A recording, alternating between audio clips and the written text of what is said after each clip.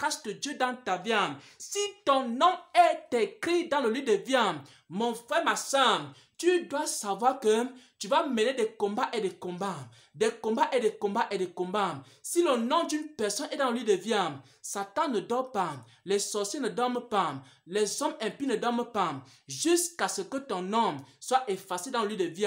Et toi aussi, tu dois les résister en priant encore et encore, encore et encore et encore, encore et encore et encore, pour que Satan n'entre pas dans ta vie pour voler ton étoile. S'il n'y avait rien dans ta vie, Satan n'allait pas te combattre. Satan ne combat pas le monde. Satan ne combat pas les faux chrétiens. Satan ne combat pas les fausses églises. Satan ne combat pas les faux serviteurs de Dieu. Satan combat les vrais enfants de Dieu. Parce que les vrais enfants de Dieu, ils ont de vraies grâces.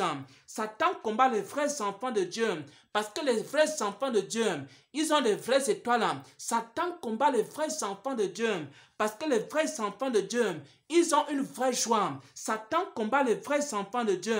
Parce que les vrais enfants de Dieu, ils ont une vraie onction. Satan combat les vrais enfants de Dieu. Parce que les vrais enfants de Dieu, leurs noms sont écrits dans le livre de vie. Si ton nom n'est pas écrit dans le livre de vie, Satan ne va pas te combattre. Une fois que ton nom est écrit dans le livre de vie, alors Satan va se présenter devant toi. Et maintenant, il va tout faire. Il va passer par des amis. Il va passer par des relations. Il va passer par ton entourage. Il va passer par ta famille. Il va passer par toutes sortes de choses pour que finalement, tu te sépares du Seigneur et que ton nom soit effacé du livre de vie.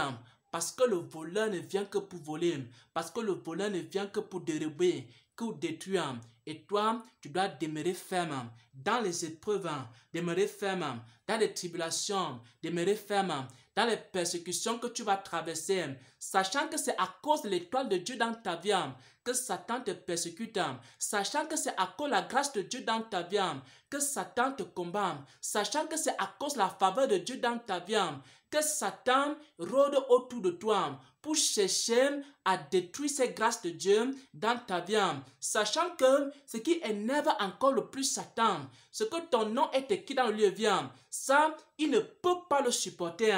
Quand Satan sait que le nom d'un chrétien est écrit dans le livre de vie, quand Satan sait que le nom d'un serviteur est écrit dans le livre de vie, alors il va combattre ses serviteurs. Alors il va combattre ses chrétiens. Satan ne supporte pas les chrétiens dont les noms sont écrits au ciel.